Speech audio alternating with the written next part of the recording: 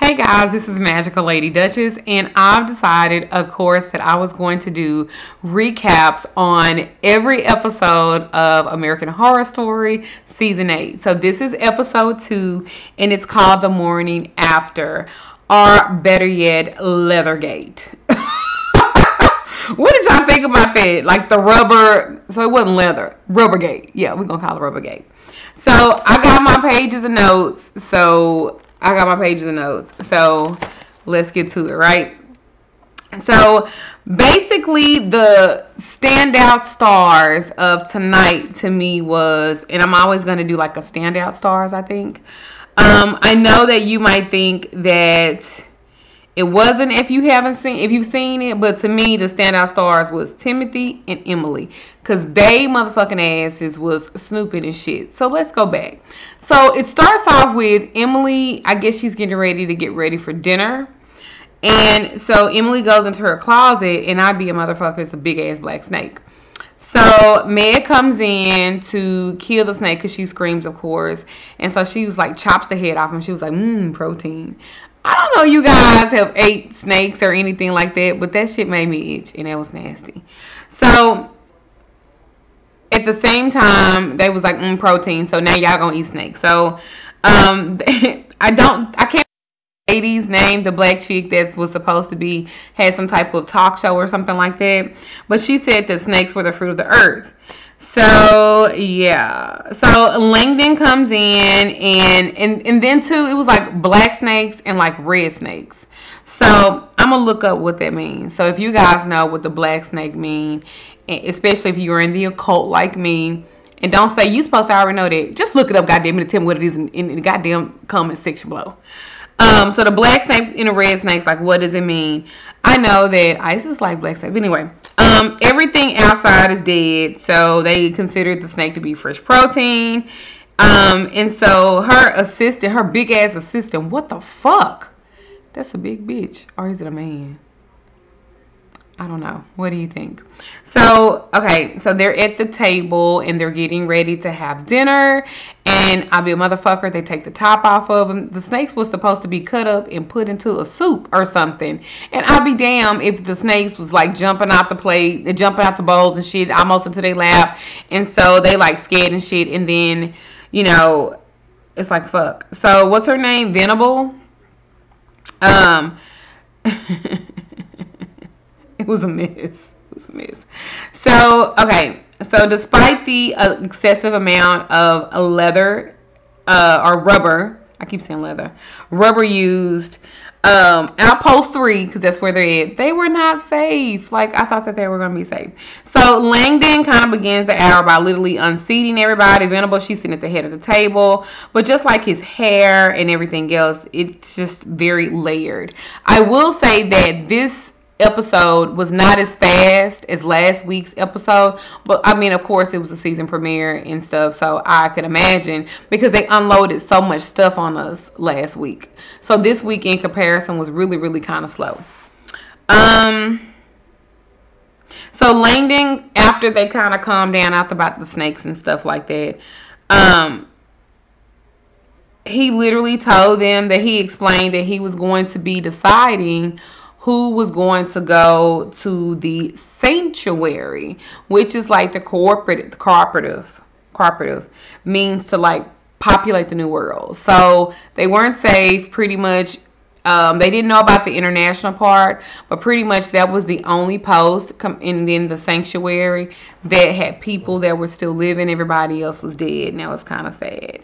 And so he was talking about the process of like elimination, about who he thought that was going to be a good fit to leave Outpost 3 and to go to the sanctuary. And he was like, I'm gonna give them tests, y'all don't know how I'm gonna do this, I just want you to be yourself. You don't know what I'm looking for, because what you think I might be looking for, I'm not looking for, and what you think I'm not looking for, I might be looking for. Like, he literally said that shit to them. So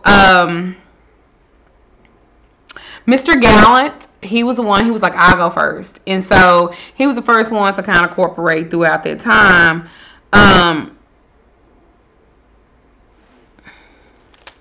And Joan Collins. I know last week I said Jackie Collins, and thank you for the 30 million people that corrected me. So Joan Collins, like, damn. So this is a spoiler alert. They fucking killed her at the end. Mr. Gallen, her grandson, he stabbed her. She's gone bye-bye. But she thought that she was crucial to the circulation of the earth. She actually said, because I'm older, I get to, wedge the old and the new. But let me not jump ahead. So this episode was very sexual too. Very sexual. And I'm really surprised that they showed, because you would thought that it was Langdon in the rubber suit, but it wasn't. It wasn't Langdon. I guess apparently it's somebody else. Or it could be Langdon's ghost or something. Who fucking knows? And so supposedly there's like this chemistry when Langdon interviews Mr. Gallant. And he tells him that, I'm done with the interview. I'll talk to you at a later time. So the later time, the rubber man knocks on the door and they're like all rough, sexual and stuff. And that's hot. And then he like commences to bareback him with the rubber and, have sex, which was really surprising that they showed that much, because Mr. Gallen was butt ass naked, bent over, and oh boy had the rubber suit on. He was giving him the business. And so Joan Collins, Miss Edie, like hears the sexual, she hears the sexual, so she goes and she peeps in, and it's her grandson bent over like he's praying, and old dude's giving him the rubber business. And so she gets in her feelings because really she wanted her grandson to be better or whatever. And she goes to tell Med that, hey, I don't want to put my grandson out there, but he's doing, because they're not supposed to have sex. Funny thing about Mr. Gallen, he said that when Langdon was questioning him about everything, he literally said that he boned a girl one time and he wasn't sure if she came because you can't really hardly tell with women, but he came, so he finished. And he was like, Langdon was like, bro, I don't need you to help do that. And they said harvesting genetic. Like, I guess that's like copulating and having a scientific baby or something. But anyway,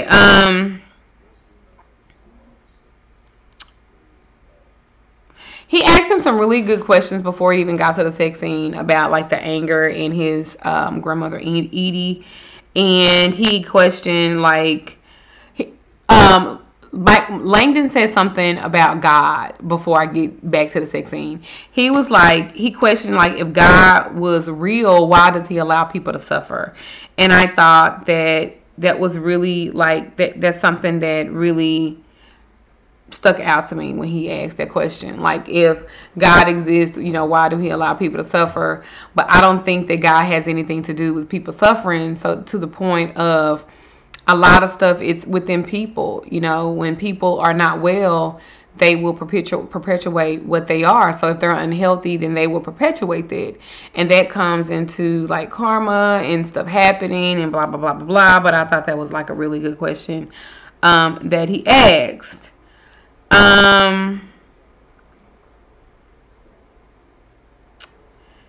Mr. Gallen had a lot of sexual triggers. Let's just talk about that.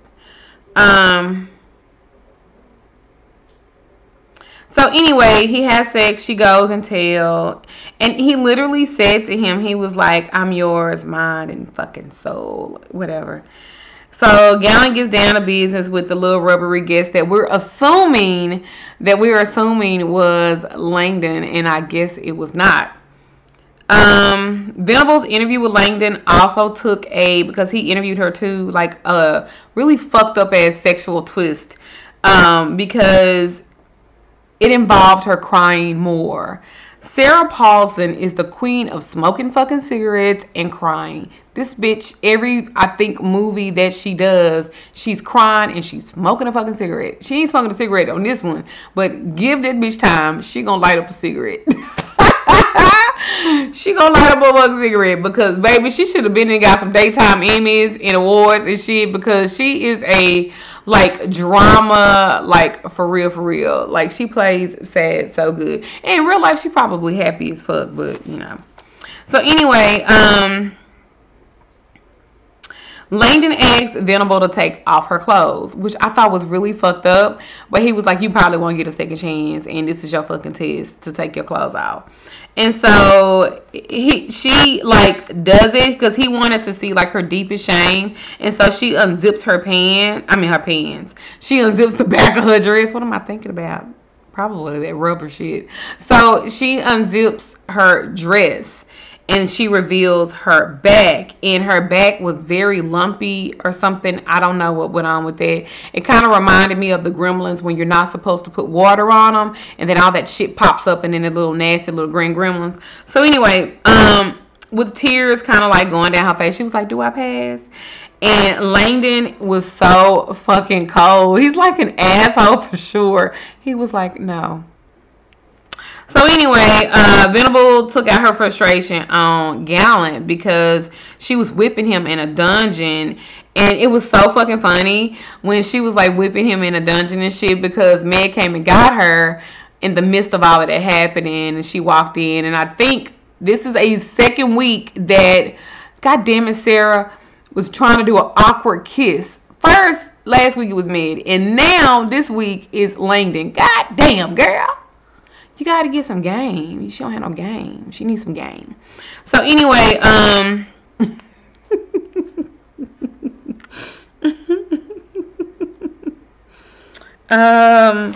they have Mr. Galvin in like the dungeon or something. All you little sick sadistic people, y'all are like that scene where Meta's like whipping his ass and he's like screaming out, gay trailblazers, I think that's what he said, from like the 70s and 80s. But they like whooping him. He was like screaming out, so he actually likes the pain. And so that wasn't working, and literally Venable was like, just stop, because he liking that shit. And I think she looked down, he probably had a hard on or something. So then Langland kind of walks into the room, and shocker, he was not the dude in a rubber suit. Maybe you guys knew that, but I was kind of thinking that it was. But apparently, it was not. So basically, he kind of told him, I wasn't the dude in a rubber suit. And he said, I wouldn't fuck you if you was the last man on earth. And you almost are. God damn. That was cold as fuck. Aww. And then he told him, it's not because you're not physically attractive. It's because you're neediness. Now, let's apply that to real life. That's why a lot of y'all can't keep no man, because y'all too needy as fuck. When you need your heart filled, it isn't in your ass or in your face. No, it said when you need filled, what you need filled. He said what you need. I couldn't read my own shit. Sorry, I was in a hurry. What you need filled isn't in your ass or in your face. It's in your heart. You're pathetic. I could see why your grandmother's disgusted with you. I would probably like beat his ass. So the insults really didn't stop. He started like egging him on and shit, you know, making him mad on purpose. And so then he kind of sought out Miss Edie and stuff like that. And she was like cold as fuck too. She told him that humanity may be in a sorry state, but it deserves better than you. Mr. Gallant had a hard day. He had a lot of hard shit in him. Some hard shit on him. And then his granny gonna say that to him? Fuck. So later on down the line, Timothy and Edie have went into Langdon's bedroom, and they're going through the laptop, and come to find out they can fuck, and it's not against any rules. And they found out that fucking Venable has lied and shit about all of this shit, and Langdon knows. Okay. Which he confronts her when he makes her unzip her dress. I think that was part of punishment. He's very passive aggressive. So anyway, Gallant kind of comes in contact with the Rubber Man again, and he thinks it's gonna be something sexual and shit. He thinks they're gonna hook up again, but it turns into like a fucking disaster. I was really surprised that he even got up and he followed him. It was kind of like the Freddy Krueger part, you know, like on a Freddy Krueger thing where Freddy Krueger comes when you're like half asleep, half awake, and he comes into your dreams. It was kind of like a scene like that. And so it doesn't turn into like a sexual situation. He kind of gets in his feelings about what he said to him, all that fucked up shit he said to him earlier about him not wanting him if he was the last man, and he almost is, and shit like that. And so this motherfucker picks up some scissors and he fucking stabs the fuck out of him. And then the big shocker is that it's not even Rubber Man that he was stabbing. It was Evie. R.I.P. Evie, girl. Bye, girl. They gave you 2 fucking episodes. But, Joan, that's pretty good for you. You're rich as fuck already as it is. And they gave you something. You know, you Miss Dynasty. But if I'm not mistaken, I do believe that she's going to play multiple roles, just like Sarah Paulson is going to play multiple roles. So I think that she will be coming back. So anyway, back to Timothy and Emily. Like I said, the email, the laptop expressing, you know, Venable's leadership as far as her rules and shit like that and her sex policy. And you know, people love to have sex. I don't give a damn if you are considered disabled or mentally. Let me tell y'all something. 2 things motherfuckers gonna always want to know about: fucking and they money. So anyway, she wasn't like happy and shit to find out that. And then what did they do? They fucking finally have sex because Timothy's like, fuck it, we gonna do it. We've been playing around with it. We gonna do it. And he falls asleep, so they get caught in bed together. And of course, Miss Med, you know, and that gargantuan fucking takes them and is going to shoot them and kill them because they're challenging her position in the authority of everything. And so Timothy did manage to grab the gun and he shot Miss Med in her motherfucking stomach, which actually I think the bitch is a robot or something, which is a total plot twist because I didn't fucking expect that. I was expecting blood, not some white shit gushing out her fucking stomach. All right, so let me see.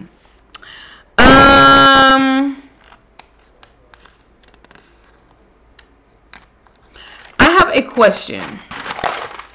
When I was looking up the this season and the second episode, they said that the witches were returning, right? And so my thought process was, you know, if the witches were returning and the snakes that was on the table, could it be that the witches were the snakes and that was just their way of coming back or something? Because think about it, like, how would they survive? You know what I'm saying? Like, how would they survive? I don't know. Like, I don't know.